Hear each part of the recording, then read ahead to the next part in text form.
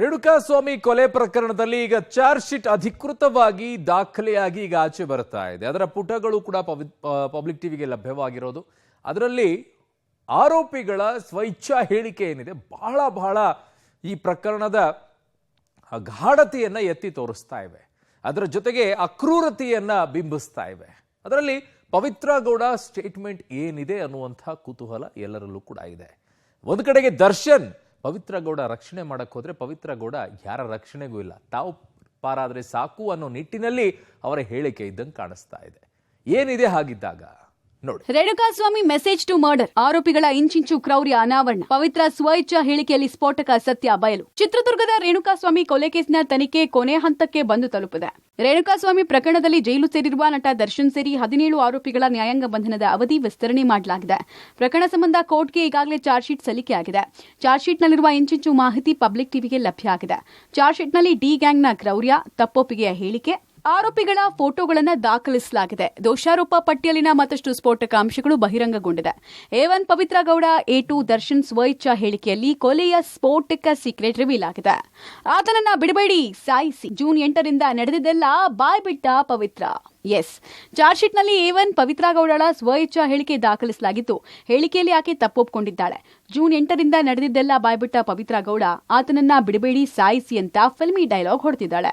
ಸ್ವಾಮಿಗೆ ಚಪ್ಪಲಿಯಿಂದ ಹೊಡೆದಿರೋದಾಗಿ ಒಪ್ಪಿಕೊಂಡಿದ್ದಾಳೆ. ದರ್ಶನ್ ಸ್ನೇಹಿತೆ ಪವಿತ್ರ ಗೌಡಗೆ ರೇಣುಕಾಸ್ವಾಮಿ ಮೆಸೇಜ್ ಮಾಡಿದ್ದಕ್ಕೆ ಇಷ್ಟೆಲ್ಲ ದುರಂತ ನಡೆದು ಹೋಗಿದೆ. ತನಿಖೆಯ ವೇಳೆ ಪವಿತ್ರ ನೀಡಿದ ಹೇಳಿಕೆಯಲ್ಲಿ ಅನೇಕ ಶಾಕಿಂಗ್ ಸಂಗತಿಗಳು ಹೊರಬಿದ್ದಿದೆ. ಪವಿತ್ರ ಗೌಡ ನೀಡಿದ ಸ್ವಇಚ್ಛಾ ಹೇಳಿಕೆ ಹೀಗಿದೆ. ಜೂನ್ 8ರಂದು ಮಧ್ಯಾಹ್ನ 1ರಿಂದ 2 ಗಂಟೆಯ ಸಮಯ. ಮನೆ ಬಳಿ ಕಾರಿನಲ್ಲಿ ವಿನಯ್, ಪ್ರದೋಷ್, ದರ್ಶನ್ ಬಂದಿದ್ರು. ಆತನಿಗೆ ಬುದ್ಧಿ ಕಲ್ಸೋಣ ಬಾ ಅಂತ ಕಾರ್ನಲ್ಲಿ ಕೂರಿಸ್ಕೊಂಡು ಬಂದ್ರು. ನಾನು ದರ್ಶನ್ ಪಕ್ಕ ಸ್ಕಾರ್ಪಿಯೋ ಕಾರ್ನಲ್ಲಿ ಕೂತ್ ಬಂದೆ. ಅಂದು ಸಂಜೆ 4:45ಕ್ಕೆ ಪಟ್ಟಣಗೆರೆ ಶೆಟ್ಗೆ ಬಂದ್ವಿ. ಗೋಡೌನ್ನಲ್ಲಿ ನಂದೀಶ್, ನಾಗರಾಜ್, ಪವನ್ ಕಾರ್ನಲ್ಲಿ ಬಂದ್ರು. ಅಲ್ಲಿ ನೀಲಿ ಟಿ ಶರ್ಟ್ ಹಾಗೂ ಒಳ ಉಡುಪಿನಲ್ಲಿ ಒಬ್ಬ ವ್ಯಕ್ತಿ ಇದ್ದ. ಆತ ಗೋಳಾಡಿ ಕ್ಷಮೆ ಕೇಳ್ತಾ ಇದ್ದ. ಈತನೇ ನಿನಗೆ ಅಶ್ಲೀಲ ಮೆಸೇಜ್ ಹಾಗೂ ವಿಡಿಯೋ ಕಳಿಸಿದವನು. ನಿಜವಾದ ಹೆಸರು ರೇಣುಕಾಸ್ವಾಮಿ ಅಂತ ದರ್ಶನ್ ಹೇಳಿದ್ರು. ಈತನನ್ನ ಇಟಿಯೋಸ್ ಕಾರ್ನಲ್ಲಿ ಚಿತ್ರದುರ್ಗದಿಂದ ಅಪಹರಿಸಿದ್ರು. ಶೆಡ್ಗೆ ತೆರಳಿದ ನಂತರ ದರ್ಶನ್, ನಾಗರಾಜ್, ಪವನ್, ನಂದೀಶ್ ಹಲ್ಲೆ ಮಾಡಿದ್ದಾರೆ. ಆತನ ಮೇಲೆ ಮರದ ರಂಬೆಗಳಿಂದ ಮನಸ್ಸೋ ಇಚ್ಛೆ ಹಲ್ಲೆ ಮಾಡಿದ್ರು. ಇವನೇನಾ ಅಂತ ನನ್ನ ಕಾಲಲ್ಲಿದ್ದ ಚಪ್ಪಲಿಯಿಂದ ಕಪಾಳಕ್ಕೆ ಹೊಡೆದ್ರು. ಆತನನ್ನ ಬಿಡಬೇಡಿ, ಸಾಯಿಸಿ ಎಂದಾಗ ಅಲ್ಲಿದ್ದವರೆಲ್ಲ ಸೇರಿ ಹಲ್ಲೆ ಮಾಡಿದ್ರು. ಆಗ ದರ್ಶನ್ ನನಗೆ ಮನೆಗೆ ಹೊರಡುವಂತೆ ಹೇಳಿದ್ರು. ಸಂಜೆ ಸುಮಾರು 5:30ಕ್ಕೆ ವಿನಯ್ ಜೀಪ್ನಲ್ಲಿ ಮನೆಗೆ ಬಂದೆ.